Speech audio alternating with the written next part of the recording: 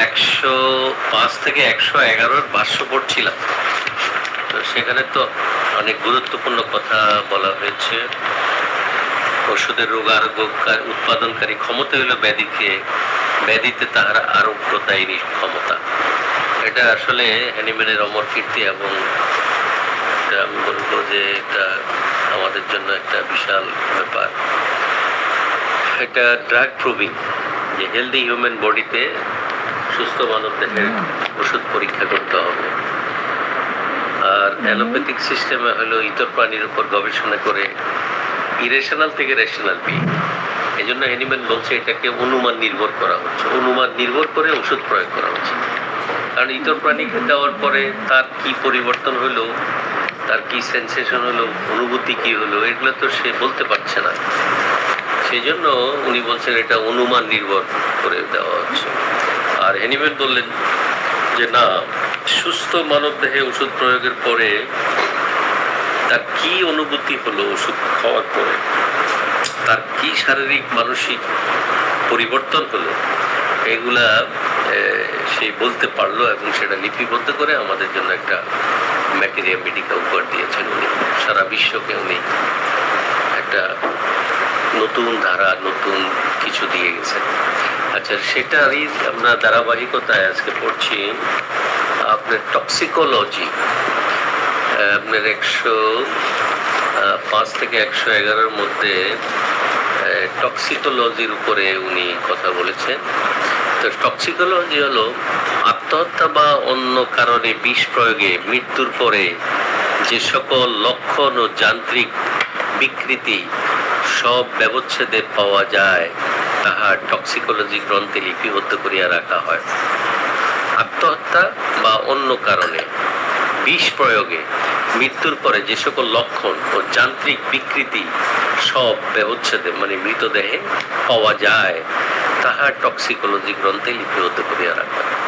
হ্যানিম্যানের পরীক্ষালব্ধ অভিজ্ঞতার সহিত টক্সিকোলজি বর্ণিত লক্ষণসমূহের মিল আছে, এই কথা 110 সূত্রে তিনি উল্লেখ করিয়াছেন।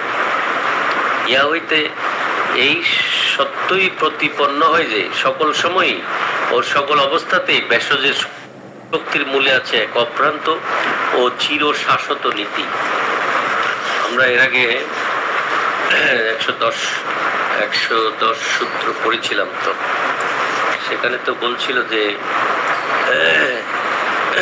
ওষুধের যে আরোগ্যকারী ওষুধ প্রয়োগের পরে যে মানুষের সুস্থ দেহে যে ক্রিয়া প্রতিক্রিয়া হয়, তাহা উনি উল্লেখ করেছেন। তাইলে সকল সময় ও সকল অবস্থাতেই ভেষজের শক্তির মূলে আছে এক অভ্রান্ত চির শাশ্বত নীতি, কোথাও তাহার ব্যতিক্রম নাই। যদিও বিষের ব্যবহার সম্বন্ধে চিকিৎসকগণ সাবধান করিয়া দিয়েছেন, তথাপি তাহাদের সম্বন্ধে বর্ণিত মারাত্মক ক্রিয়ারও বিশেষ মূল্য আছে, এবং হোমিওপ্যাথিক ম্যাটেরিয়া মেডিকার তাহাদের বিশিষ্ট স্থান আছে।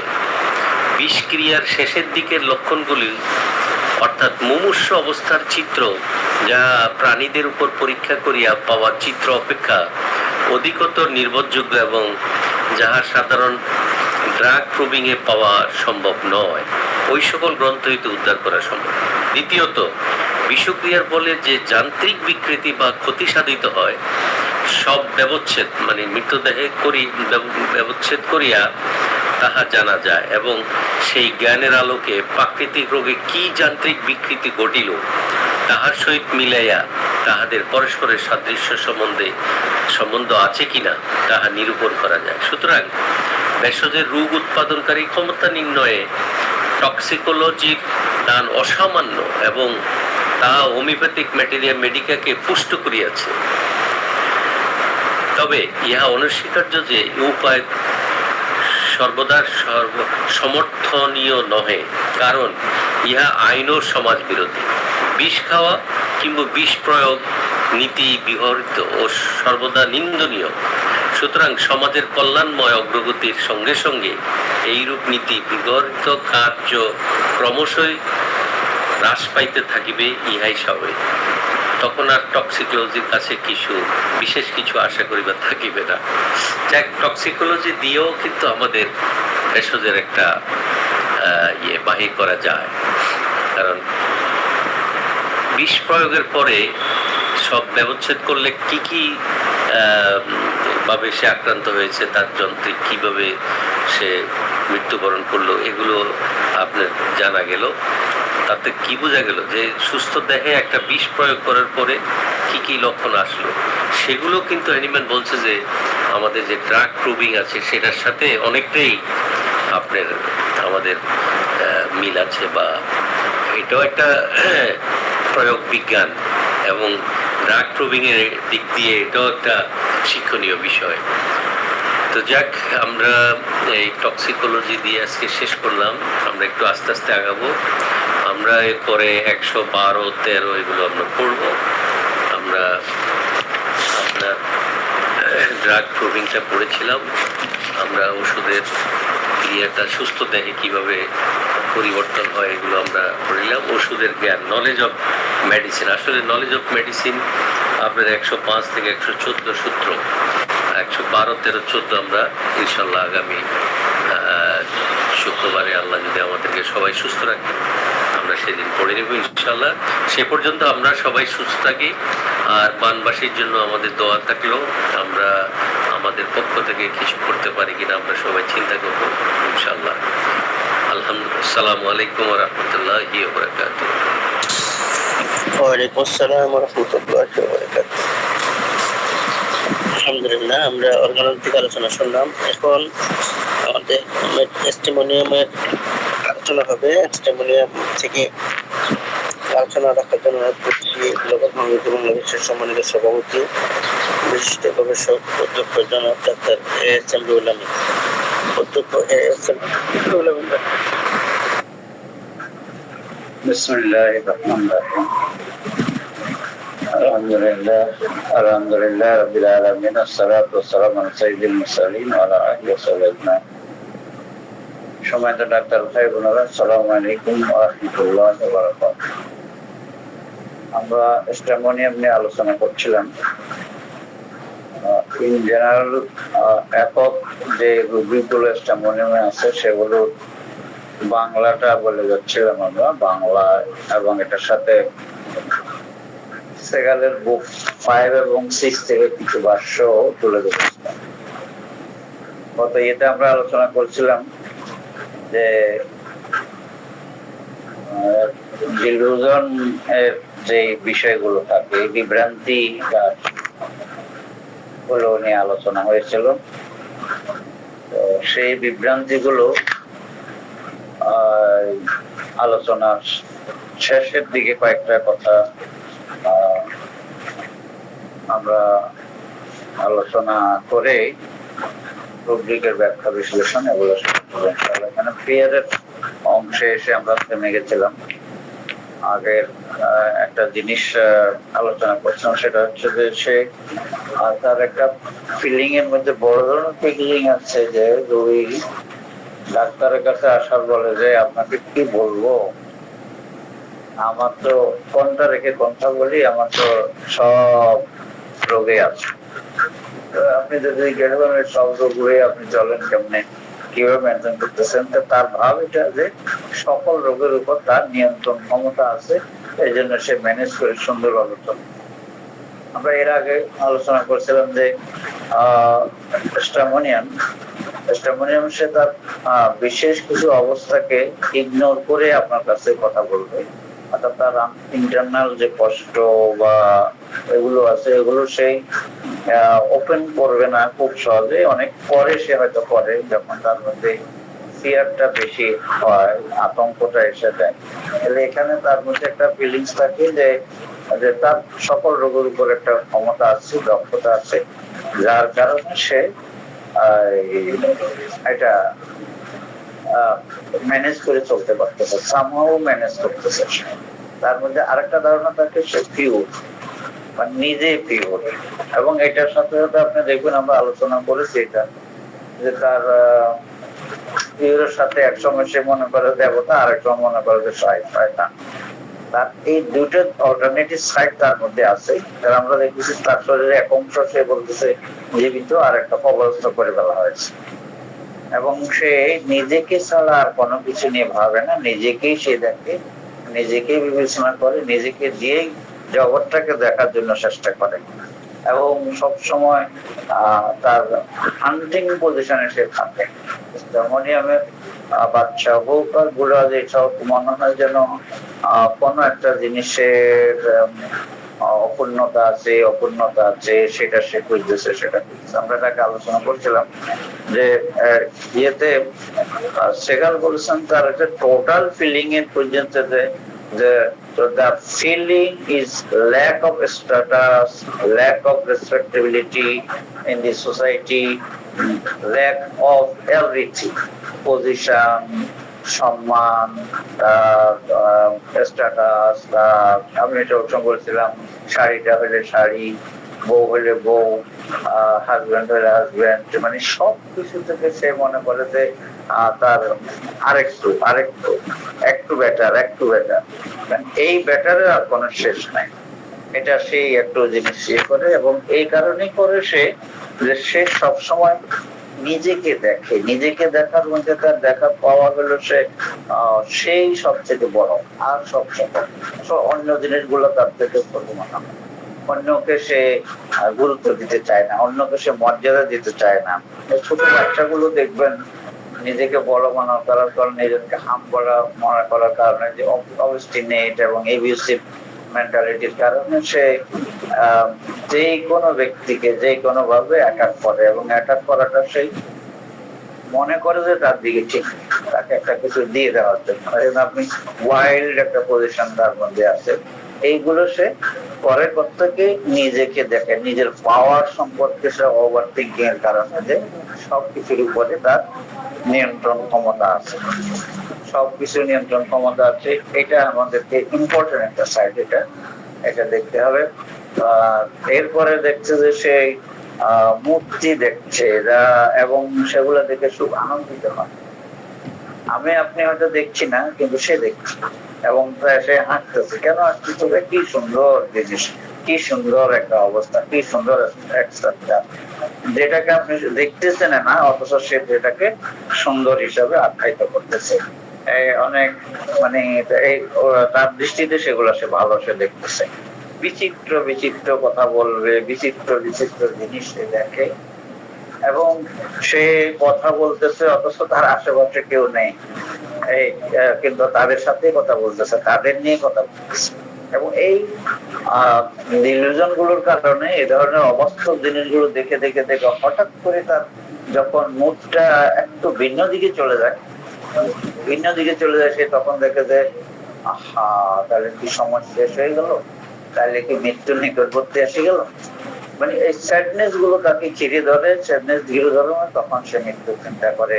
সবকিছু তার দিকে মনে হয় যেন সব দৌড়িয়ে আসতেছে, সব তাকে গিলিয়ে ফেলার জন্য। আগে আমরা বলেছিলাম ফিয়ারও আমরা একই জিনিসগুলো দেখতেছি কয়েকবার, যে সে এটা মনে করে যে সে নিজেকে কৌশলে আড়াল করতে চায়, কৌশলে এড়িয়ে যেতে চায়, কিন্তু একটা পর্যায়ে তার একটা থিওরি এসে যায় যে মৃত্যুর ভয় এসে যায় এবং মনে করে যে সব কিছু এতদিন সবগুলাকে যেভাবে মোটামুটি কৌশল করেছিলাম, এড়িয়ে গিয়েছিলাম, আর এখন দেখি যে সবগুলো। এই জন্য সেখানে একটা রোগী বলছিল যে এখন তো শুধু আমি তো এগুলাকে পাত্তা দিতাম না, কিন্তু কেউ যদি আমাকে সামান্য শুধু একটু জিজ্ঞাসা করে যে আপনি কেমন আছেন, এই কেমন আছেন বললে আমার কান্না চলে আসে। ভিতরে ভিতরে তার এই অনুভূতিটা হতাশা এবং মৃত্যু চিন্তার একটা আসে এবং সেটা প্রকাশ করে না।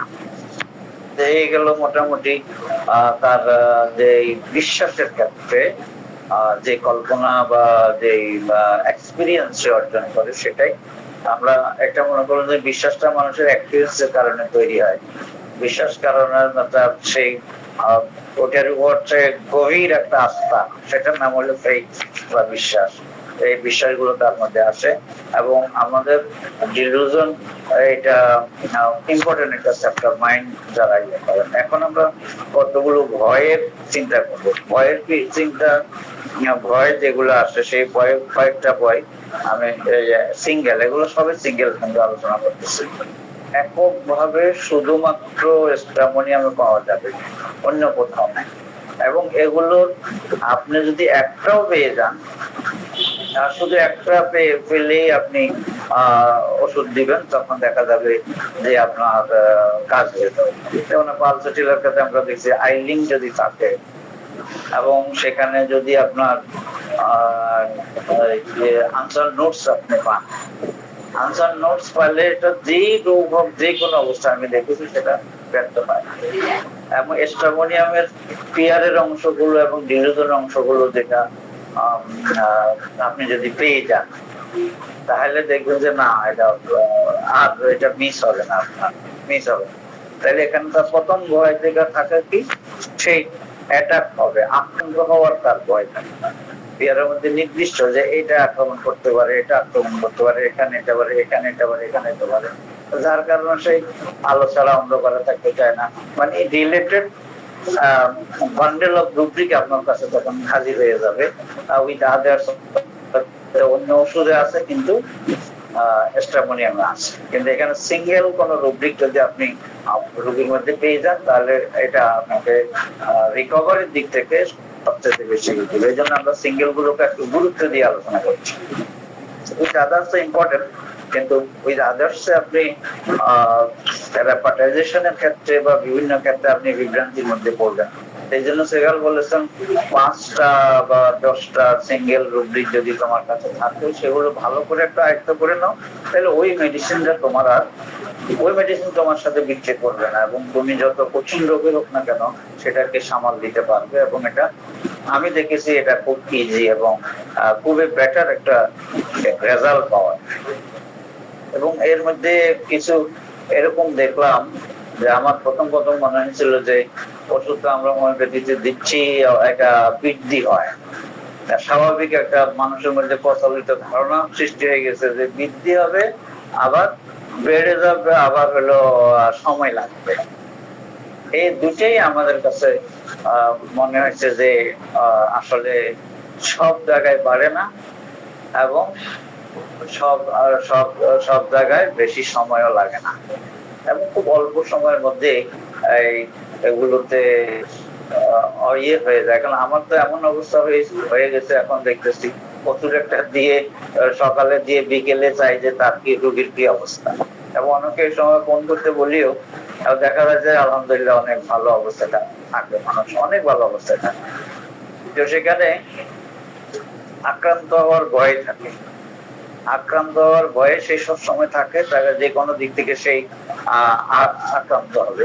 এই ভয় থেকে তার মধ্যে ডিলুশন তৈরি হয়। ডিলুশন আমি দিয়েছি, ডিলুশন হলো তার একটা টোটাল এক্সপিরিয়েন্স, পঞ্চ ইন্দ্রিয়ের সাথে তার একটা এক্সপিরিয়েন্স হয়, এবং সেটাকে সে এনি হাউ রাইট মনে করে, এবং তাকে এখান থেকে আপনি কোনো যুক্তি দিয়ে বের করতে পারবেন না। ভয় থেকে তার মধ্যে ডিলুশন তৈরি হয়। সে তার ডিলুশন কি হচ্ছে, সে দেখতেছে তাকে কিছু জন্তু আছে যে জন্তুগুলো তাকে পুরোপুরি গিলিয়ে ফেলবে। এটা ভয়ের ফিয়ারের চ্যাপ্টারও আছে, আবার ডিলুশন চ্যাপ্টারও এই রুব্রিকটা এককভাবে আছে, আমি আলোচনা করেছি। তো তার এখন যে জন্তুগুলো তাকে গিলে ফেলবে মানে তার দুনিয়া থেকে অস্তিত্ব বিলীন হয়ে যাবে। আপনি দেখেন একটা রুব্রিক আর একটা রুব্রিকে কিভাবে মডিফাই করতেছে এবং কিভাবে মানে শেল্টার দিচ্ছে, এটা আপনাকে দেখাই দিচ্ছে যে এই শেডের নিচে এটা আছে, এই শেডের নিচে এটা আছে।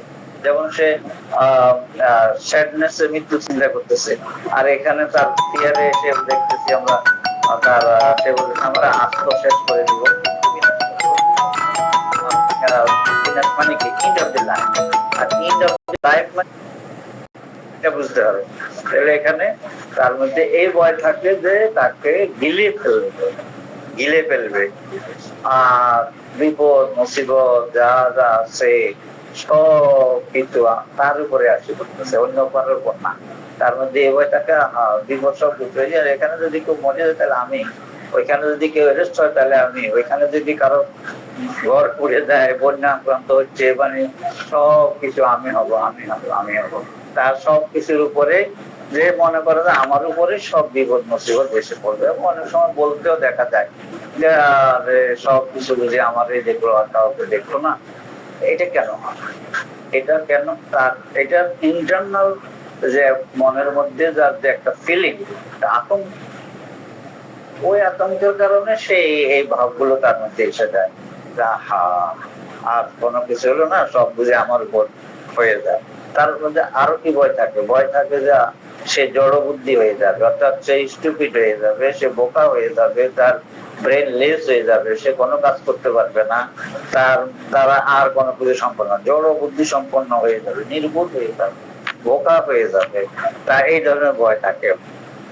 এবং এই ভয়ের কারণে, এই ভয় যখন তার মধ্যে থাকে, তখন সে যেটা দেখে সেটাতে দিতে হয়, যেটা দেখে সেটাতে দিতে হয়, কোনো কিছুতেই তার মধ্যে সাহস সঞ্চার করা যায় না। সব কিছু একটা আওয়াজও তাকে ভীত সন্তুষ্ট করে। আপনি এটা দেখবেন যে স্টামোনিয়াম দিয়ে ছোট ছোট বাচ্চারা যারা ভয়ে ভীত সন্তুষ্ট থাকে, একটু অ্যাবনর্মাল থাকে, ওই অ্যাবনর্মাল বাচ্চাগুলোকে আপনি নর্মালে নিয়ে আসতে পারবেন স্টামোনিয়ামের মাধ্যমে। এই জন্য স্টামোনিয়ামটা খুবই ইম্পর্টেন্ট একটা ড্রাগ, এবং বাচ্চাদের জন্য, বয়স্ক লোকদের জন্য তো বটেই, বাচ্চাদের জন্য খুব বেশি অ্যাপ্রোপ্রিয়েট বর্তমান সময়ে। বর্তমান সময়ে আমরা ঢাকাতে বা এই জনপদে গ্রামে গঞ্জে থাকে না, তারপরেও আপনি দেখবেন প্রতিটা ফ্যামিলিতে ভূত আর জিনের ভয়ে সবাই অস্থির, এবং এই সুযোগে কবিরাজরা ভালো একটা পয়সা ইনকাম করতেছে। মানে রমরমা, গ্রামের থেকে শহরে কবিরাজদের ব্যবসা খুব রমরমা, এবং শিক্ষিত লোকদের ফ্যামিলিতেই, আলট্রা মডার্ন যে সমস্ত ফ্যামিলি আছে তাদের ফ্যামিলিতে, এবং এই কারণে তারা আত্মহত্যা পর্যন্ত বেশিরভাগ করতেছে। কিন্তু আপনাকে স্টামোনিয়াম সেগুলো থেকে রেহাই দিতে পারে, যে যেটা দেখে সেটা না তার মধ্যে ভয়, এবং ওই যে ঘুমাইতে পারে না। একটা বাচ্চাকে আমি সেদিন বললাম, আচ্ছা তুমি কি দেখো? স্পিরিট দেখি, ওই যে কার্টুন সিরিজ দেখেছে, দেখে দেখে তার মাথার মধ্যে তো সেটা ঢুকে গেছে। এটা ঢুকার মধ্যে একটা বাচ্চা একদিন আমার কাছে আসলো, সে তার একটা বাচ্চা, সে 2 বছরের বাচ্চা, ওই সময় তার মা আবার আরেকটা বাচ্চা হয়ে গেছে, প্রেগন্যান্সি বাচ্চা হয়ে যাওয়ার পরে হাজবেন্ড ওয়াইফ দুজনে তাকে মানে একটা মোবাইল দিয়ে বাস নিজেরা বিয়ে, তাকে ওই বাচ্চা সারা রাত বসে বসে দুবাইয়ের একটা সিরিজ দেখছে, এবং লোকাল ল্যাঙ্গুয়েজে একদম এখন কথা বলে, লোকাল ল্যাঙ্গুয়েজে, মানে আমিরাতের লোকাল ল্যাঙ্গুয়েজে সে কথা বলছে। তাকে বাংলাও শেখানো যাচ্ছে না, ইংরেজিও শেখানো যাচ্ছে। এই হলো, এটা কিন্তু আমাদের স্টামোনিয়াম, যে এটাতে ভীত থাকে, এবং এটা তার মনের মধ্যে এসে যায়।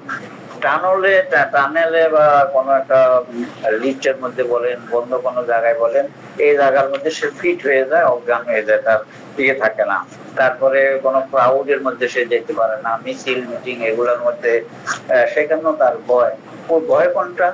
ভয় হলো বিপদ মুসিবত, যেটা আসে, গুলি আসে, ওইটা আছে, সেটা আছে, তার উপরে তো বলবো, অন্যদের উপর তো বলবো না। এই হচ্ছে তার ভয়ের কারণ। শোভাযাত্রার মাধ্যমে সে ভয় পায়। আর যে এগুলো মোটামুটি ফিয়ারের একক লক্ষণ।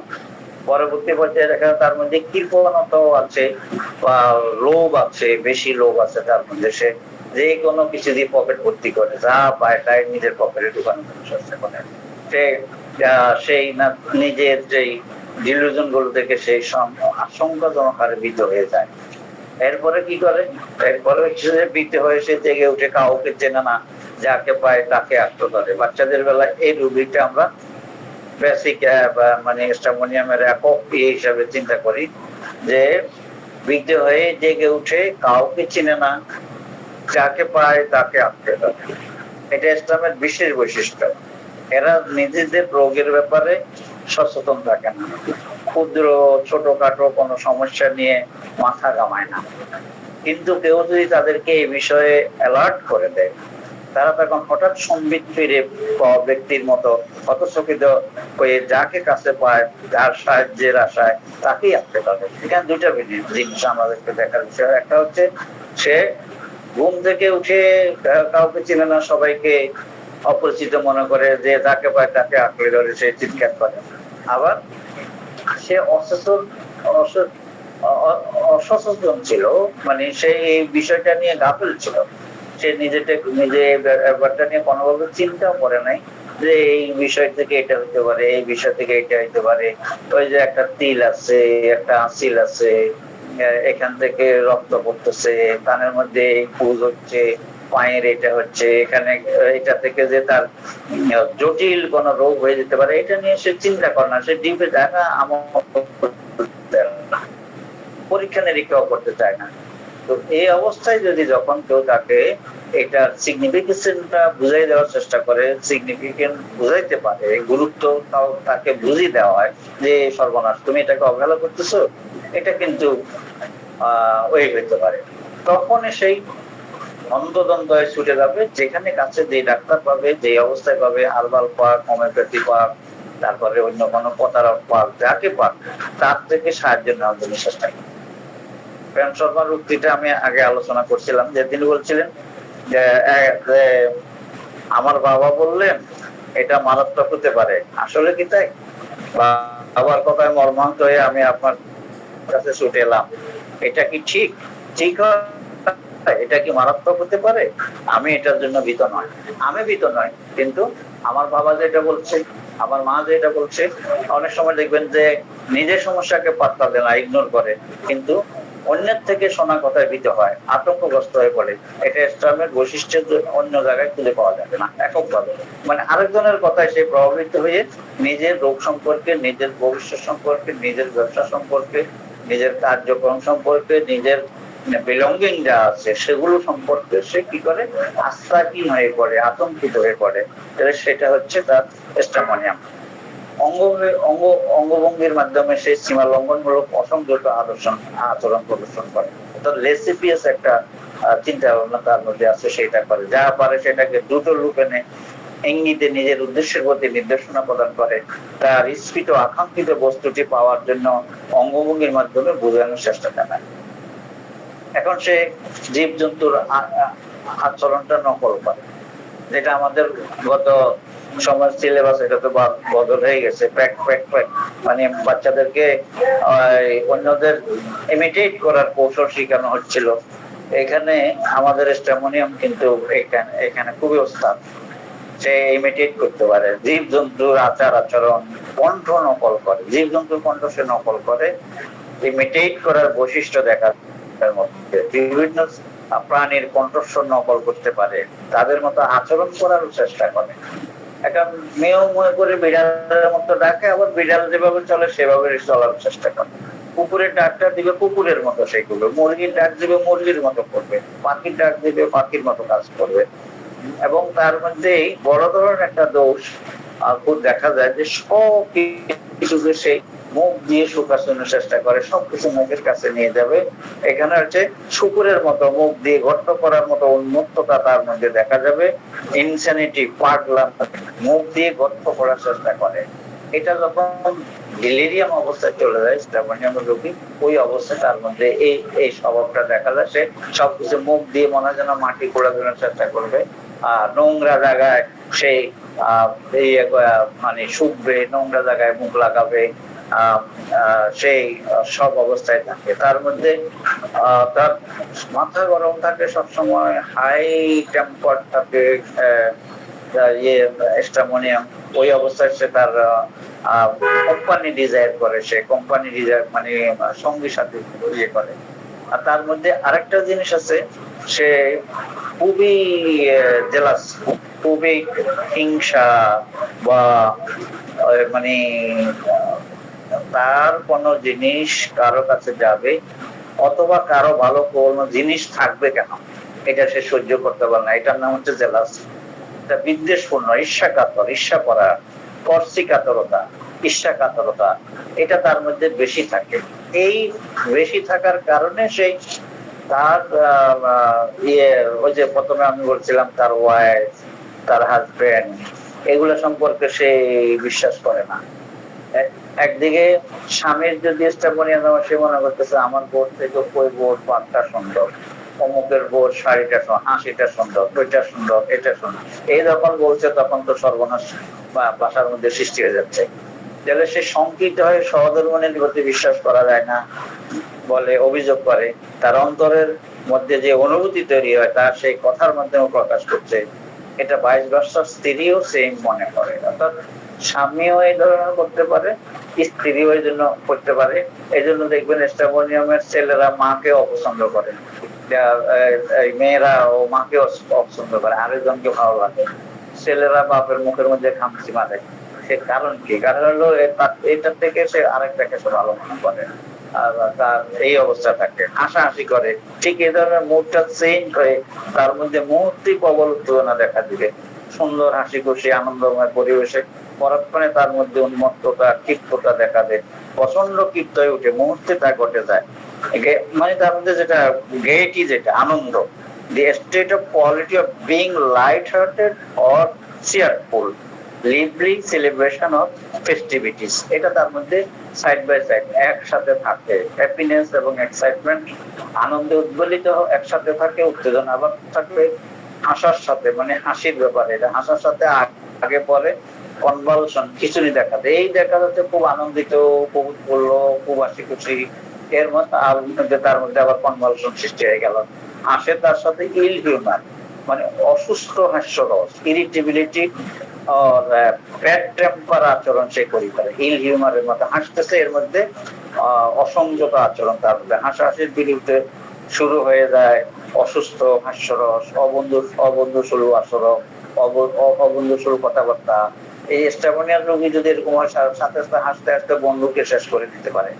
তার মধ্যে প্রচন্ড রাগ শুরু হয়ে যায়, হাসির পরে হাসির মধ্যে তার মধ্যে রাগ শুরু হয়ে যায়, রাগে উন্মত্ত, প্রতিশোধ করার হাসে, আবার বাকরুদ্ধ করে, বাক শক্তিহীন কথা বন্ধা, মানে অল্টারনেটিং এই কথাটা হাসির সাথে এই জিনিসগুলো তার অল্টারনেটিভ মধ্যে থাকবে। আপনি বাসালতা তার মধ্যে দেখবেন, লোকবাসিতে তার মধ্যে রাগের অবস্থা থাকবে। মাসিকের সময় বেদনায় কোকাইতে থাকে, কাজটা নিয়ে বেদনা, অনুতাপের চাপা শব্দ বা যন্ত্রণাসূচক চাপা আওয়াজ, চাপা আত্মনাদ, আহাজারি, এগুলা স্ট্রামোনিয়ামের রোগীর মধ্যে আপনি দেখবেন। এক সময় গোমরা মুখ, খিটখিটে, অসামাজিকের সাথে গোমরা মুখে বসে আছে, সুখ সময় আছে, অসাধ্য বসে আছে, কারোর সাথে কথা নাই, কিন্তু অট্টহাসি দিতে পারে, সারাক্ষণ প্রতিনিয়ত অবিরত উলঙ্গ হতে চায়, মানে উলঙ্গ আচরণ করে, আর সকল কিছু উন্মোচিত অবারিত করে দিতে চায়, মানে গোপনীয়তা ফাঁস করে। সে নেকেড হওয়া চাইতে, মানে যে কাপড় খুলে ফেলতে পারে, সেটাও একটা বিষয়, কিন্তু এখানে আপনাকে বুঝতে হবে তার মধ্যে যা আছে সব কিছু বের করে দেয়। বিরোধীন ভাবে সে এই অবস্থায়, প্যাথেটিক অবস্থা, করুণ অবস্থায় সে এই কাজগুলো করে, প্রার্থনা করে। বিশেষ করে মেয়েদের মাসিক চলাকালীন সময় বেশি সে রিলিজিয়াস অ্যাটিটিউড ডেভেলপ করে, রাত জেগে জেগে প্রার্থনা করে।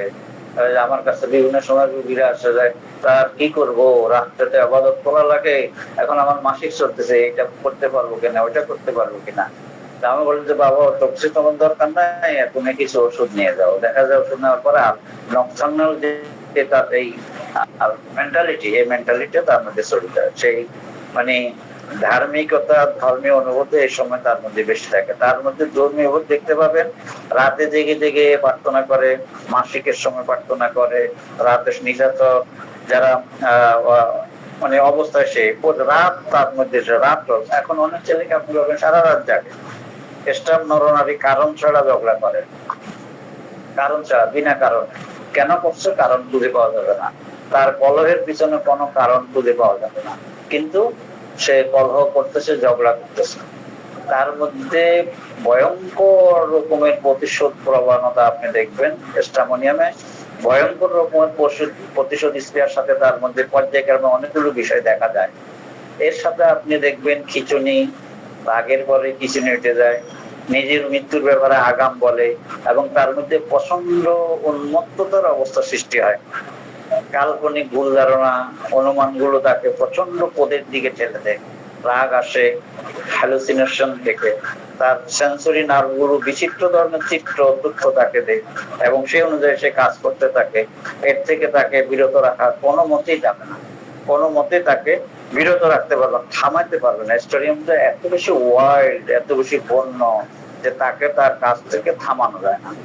এ ধরনের বিচিত্র সব অভিজ্ঞতা তার মধ্যে প্রচন্ড ক্ষোভের সৃষ্টি করে, যা তাকে প্রতিশোধ পরায়ণতার দিকে ঠেলে দেয়। রিটালিয়েশন, যেটা বন্য আচরণ সে বাধ্য হয়, এই নির্দেশ সে অমান্য করতে পারে না। সামহাও সে তার ভিতর থেকে যে কমান্ডটা পাচ্ছে, ওই কমান্ডটাকে সে সুন্দরভাবে ফলো করে, এবং সে এটা ছাড়া চলতে পারে না। রাগের সাথে সাথে পর্যায়ক্রমে হাসি দেখতে পাবেন, পর্যায়ক্রমে সে স্থির দেখার অসামর্থ্য দেখা, স্থির হয়ে এসে দাঁড়াইতে পারে না। রাগে সে শিশুকে তুলে নিয়ে যেতে চায়, বেডে বোকার মতো আচরণ করে, একজনের সাথে কথা বলছে কিন্তু কার সাথে কথা বলছে তার নির্ধারণ করতে বা চিহ্নিত করতে পারে না। সে কথা বলতেছে, কাকে উদ্দেশ্য করে কাকে বলছে সে জানে না। স্টাম হচ্ছে বিষাদগ্রস্ত অবস্থায় পরিচ্ছন্ন আবহাওয়া আর রৌদ্রোজ্জ্বল পরিবেশে সহ্য করতে পারে না, বিষাদগ্রস্ত অবস্থায় সঙ্গী কামনা করে। এখানে দেখবেন স্টাম হচ্ছে লাইট চায় কিন্তু হেভি লাইট তার সহ্য হয় না। তার মানে যখন সে বিষাদগ্রস্ত থাকে ওই সময় বড় ধরনের কোনো কিছু, সে বিষাদগ্রস্ত অবস্থায় পরিচ্ছন্ন আবহাওয়া রৌদ্রোজ্জ্বল পরিবেশে তার মধ্যে বিষাদগ্রস্ত হয়ে পড়ে। সেখানে তার এই সময় তার সঙ্গী থাকে, চিৎকার করে, আত্মনাদ করতে সেও পারে না। মনে হচ্ছে যেন যদি চিৎকার করতে থাকছে, কথা বলতে থাকছে, এগুলো সে দীর্ঘশ্বাস ফেলবে। মনে হচ্ছে তার কেউ গলা চেপে ধরেছে, সে কথা বাইর করতে পারতেছে না। মাসিকের সময় বেশি গান বাজনা করে, গান করে, স্টামোনিয়াম মাসিকের সময় গান করে। স্টাম পেশেন্ট জমির দিকে দিকে মাটির দিকে তাকিয়ে বসে থাকে, মাথা পৃথিবীর দিকে ঝুঁকে রাখে, মানে আর্থ প্রিয়, মানে পৃথিবীর দিকে মাথা নিচু করে সবসময় কথা বলে। শিশু বাবার মুখে ঘুষি মারে, খামচি দেয়, এগুলো সব স্টামোনিয়ামের একক বৈশিষ্ট্যের কথাগুলো বলছি। বাবার মুখে খামচি দিবে, ঘুষি মারবে। ঘামের সময় কিছু সময়ের জন্য সম্বিত বা জ্ঞান হারিয়ে ফেলে, যখন তার সুইটিং হয়, ঘাম হয়, এই ঘামের সময় অনেক সময় সে কিছুক্ষণের জন্য, কয়েক সেকেন্ডের জন্য বা এই মিনিট আধা মিনিট এই সময়ের জন্য সে সেন্সলেস হয়ে যায়, তার মধ্যে ইয়ে থাকে না, তার মধ্যে সম্বিত থাকে না, অনুপস্থিত লোকের সাথে সে কথা বলে। প্রতি গ্রীষ্মে তার মধ্যে বা খিঁচুনির ভাব হয়, মানে স্বপ্ন প্রায়ণের মতো অবস্থা, প্রচন্ড উন্মাদনা, অজ্ঞান হয়ে যায়, চোখ খোলা রাখতে পারে না, চোখ বন্ধ করে উন্মাদ। প্রচন্ডতার পাশাপাশি হাসি তামাশা লিখতে হয়, কান্না করে সারা রাত, হাসে সারা দিন, এটা হলো একক বৈশিষ্ট্য। স্টামোনিয়াম সারা রাত কান্না করবে আর সারাদিন হাসবে, কান্না করে সারা রাত, হাসে সারাদিন, কান্না আবার হাসি গান পর্যায়ক্রমে চলতে থাকে। অন্ধকারে কান্না করে, স্বতঃস্ফূর্ত ভাবে কাঁদতে থাকে, কাঁদাটা ইনভলেন্টারি, অর্থাৎ কাঁদাটা তার থামে না। ভিনেগারে তার উপসময় নিজে দোষ করে নিজেই কাঁদছে, অর্থাৎ বাচ্চাকে মারে যে মহিলা কাঁদে, এগুলো দেখবেন যে ছেলেকে প্রচন্ড একটা ঘুষি মেরে দিল, থাপ্পড় দিয়ে দিল, আবার কান্নাকাটি নিজেই শুরু করছে, অর্থাৎ নিজেই দোষ করবে, নিজেই কাঁদবে, নিজের দোষে নিজেই কাঁদবে। এই জন্য স্টামোনিয়াম যেহেতু তার একটা কৌশল আছে, সেটা আমরা আলোচনা করেছি এবং রুব্রিকের ডিটেলস আমি আলোচনা করবো, যে সে ওই কৌশলের কারণে মাশাআল্লাহ তাকে আপনি ধরতেও পারবেন না, সেই আরেকজনকে ঘুষি মারলো অথচ কান্না শুরু করে দিল সে নিজেই। এই হলো তার মধ্যে এই বৈশিষ্ট্যগুলো আপনি দেখতে পাবেন।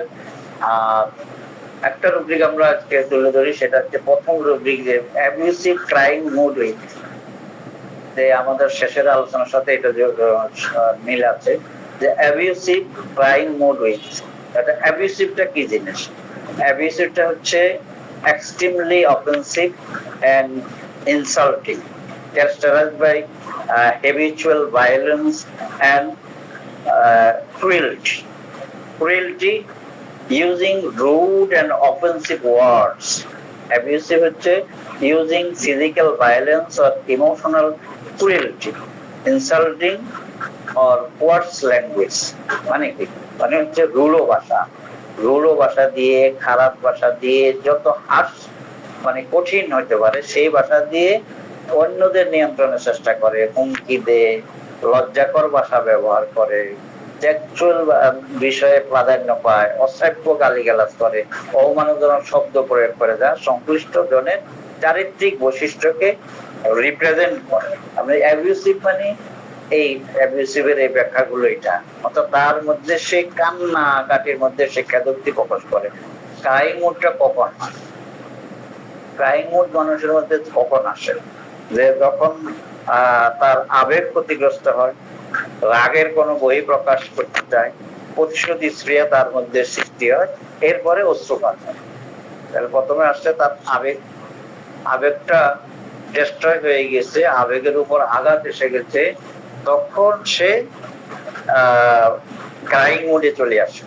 প্রচন্ড প্রতিশোধ নিতে পারতেছে না, প্রতিশোধ স্প্রিয়া থেকে তার সে ক্রাইং মুডে এসে গেছে। আর কোনো কিছু যদি নিতে না, তা কি করে এখন কান্নাকাটি করে, এবং কান্নাকাটি যখন করে সে নিজেকে হালকা করার জন্য তখন তার ভাষাটা হয়ে যায় এক্সট্রিমলি অফেন্সিভ। এক্সট্রিমলি অফেন্সিভ মানে বাংলা এর মধ্যে কি, এর উপরে আর কোনো ভাষা হইতে পারে না, এবং অপমানজনক, ইনসাল্টিং, আরেকজনকে আবার সাংঘাতিক ভাবে ইনসাল্ট করে কথা বলবে। তারপরে তার এটা ভায়োলেন্সটা তার হ্যাবিট, ক্রুয়েলটিটা তার হ্যাবিট, রুড ভাষাটা তার হ্যাবিট, অফেন্সিভ ওয়ার্ডটা তার হ্যাবিট। ফিজিক্যাল ভায়োলেন্স মানে কি, ফিজিক্যাল ভায়োলেন্স বলতে আমরা চট থাপ্পড় লাগাই দেওয়াকে বুঝি, অ্যাটাক করাকে বুঝি, তারপরে কোনো কিছু তার প্রতি ছুড়ে মারাটাকে বুঝি। অর্থাৎ প্র্যাকটিক্যাল সে শুরু করতে ফিজিক্যালি সেটা করে। তাহলে আমরা এখানে দেখলাম অ্যাবিউসিভ রুব্রিকটা আলাদা রুব্রিকে আমি চলে গেলাম আলোচনার জন্য। এটা শুরু করলাম, নেক্সট ক্লাস থেকে ইনশাআল্লাহ ওয়ান বাই ওয়ান আমরা রুব্রিক গুলো আলোচনা করবো। আজকে এই অ্যাবিউসিভ দিয়ে শেষ করব। অ্যাবিউসিভ মোডটা আমরা এখন মোড সম্পর্কে দেখবো, যে মোড হচ্ছে মেন্টাল স্টেটের সবচেয়ে গুরুত্বপূর্ণ একটা মোমেন্ট। এটা কয়েক সেকেন্ড থাকতে পারে এবং বেশি থাকে না, সর্বোচ্চ হায়েস্ট 70 সেকেন্ডের বেশি থাকতে পারে না। মানুষের মুড চেঞ্জ হয়ে যায়, অর্থাৎ কনসেন্ট্রেশন কারো তো কয়েক সেকেন্ডে বারবার পরিবর্তন হয়, এখন এই অবস্থা, এখন এই অবস্থা, এখন এই, এখন সেই। তাহলে এখানে ক্রাইং মুডে যে যখন থাকে সেই অবস্থায় তার ল্যাঙ্গুয়েজটা অশালীন হয়। সে যখন কান্না করে, কান্না করার মাধ্যমে তার রাগের বহি প্রকাশ ঘটায়, কান্নার মাধ্যমে সে প্রতিশোধ নেয়, কান্নার মাধ্যমে সে আরেকজনের প্রতি তার নিজের মনের যে ঝাল আছে, নিজের মনের যে অভিশাপ আছে, এগুলা সেই অভিশপ্ত কথাগুলো সে বলে, অভিশাপ সে দেয়। অ্যানাকার্ডিয়ামের মতো মানে টেস্টামোনিয়াম সেগুলো করে, মানে অভিশাপ দিয়ে কান্নাকাটি করে। সেখানে সে অ্যাবিউসিভের মধ্যে সবগুলো চলে আসে। আপনাকে অ্যাবিউসিভের মধ্যে কি কি আসতেছে? অ্যাবিউসিভের মধ্যে আসতেছে রুড ল্যাঙ্গুয়েজের কথা আসতেছে, অফেন্সিভ ওয়ার্ডের কথা আসতেছে, ফিজিক্যাল ভায়োলেন্সের কথা আসতেছে, ইমোশনাল ক্রুয়েলটি। এই যখন আপনি ইমোশনাল ক্রুয়েলটি যাবেন, তাহলে কি সেটার মধ্যে নাই? সব আছে। ইমোশনাল ক্রুয়েলটি যখন এসে যাবে, তখন তার মধ্যে দুনিয়ার সমস্ত কিছু এখানে জড়ো হয়ে যায় ইমোশনাল ক্রুয়েলটির মধ্যে।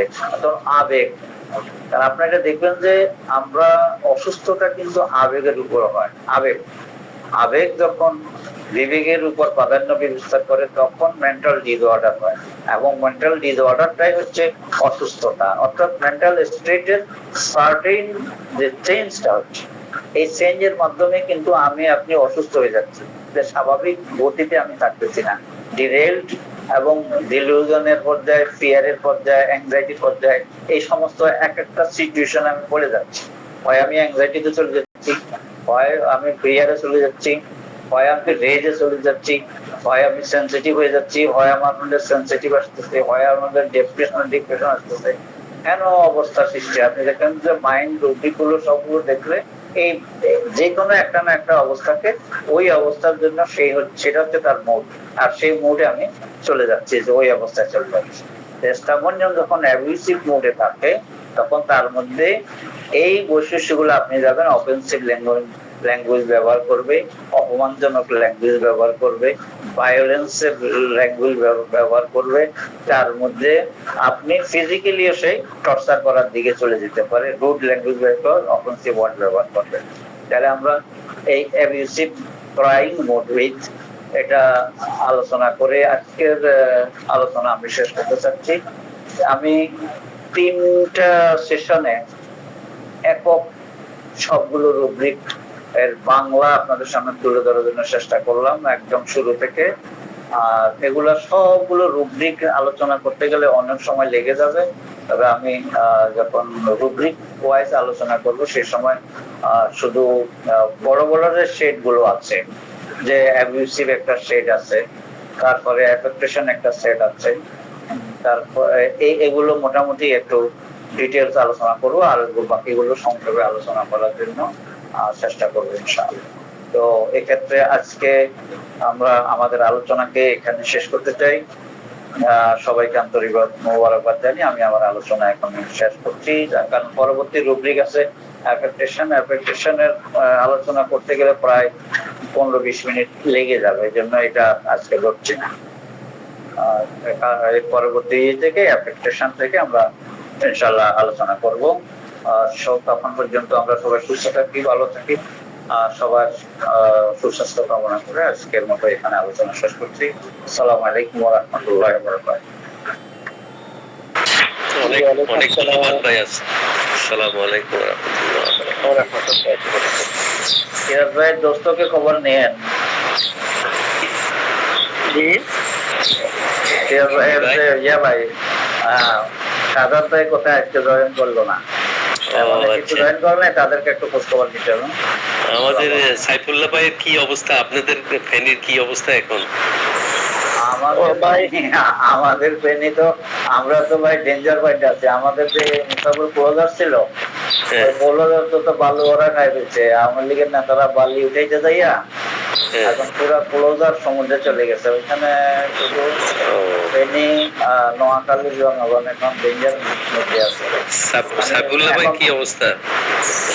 আমাদের বাসায় পানি উঠছিল কিন্তু কমে গেছে আর কি। পানি চলে গেলে শেষ। আমাদের এখানে তো এখন প্রতি অমাবস্যা পূর্ণিমায় আমাদেরকে সাবধান থাকতে হবে। ওই বাইরের জোয়ার প্যাডাল বোট মানে সমুদ্রের সাইক্লোনের এগুলো চলে আসবে। এখন তো উপরের পানি আসবে না, আমরা সমুদ্রের পানির ভয়ে অস্তি। পুকুর থাকবে না, মাছ থাকবে না, দাম লোনা পানিতে সব ইয়ে হয়ে যাবে।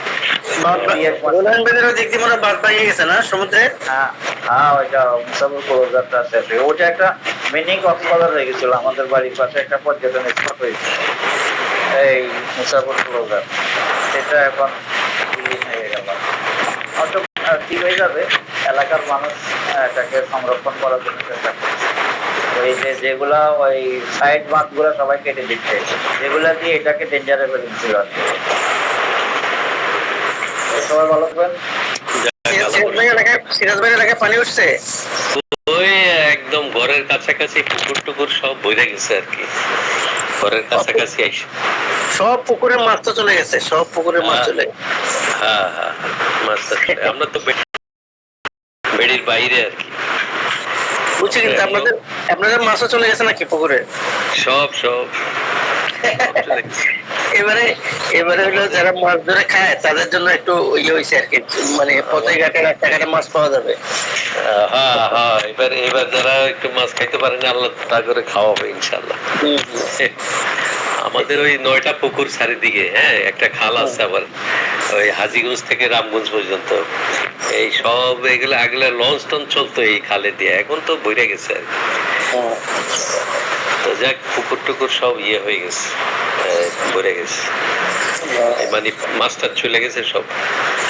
পুকুর এখন সমুদ্র হয়ে গেছে আর কি। পুকুর সমুদ্র, হ্যাঁ। যাক, আল্লাহ ভরসা। ভালো থাকেন। আসসালামু আলাইকুম ওয়া রাহমাতুল্লাহ।